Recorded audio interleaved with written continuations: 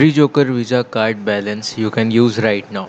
Okay, so how you can use that balance? Simply, I'm going to share you. Simply visit this website, Joker Card, where you will get a product lineup, registered card, or a check balance offer. If you want to check your balance, you can simply check from here.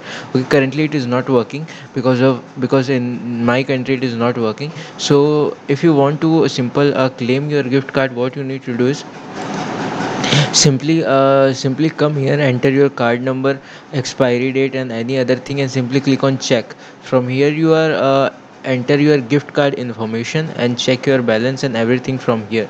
Okay, simply visit here the joker king joker gift balance.com.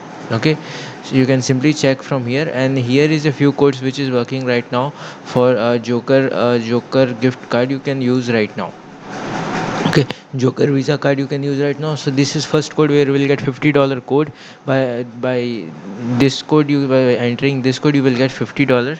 Okay, and this is second where you will get $10 code by using this. Okay, by using this.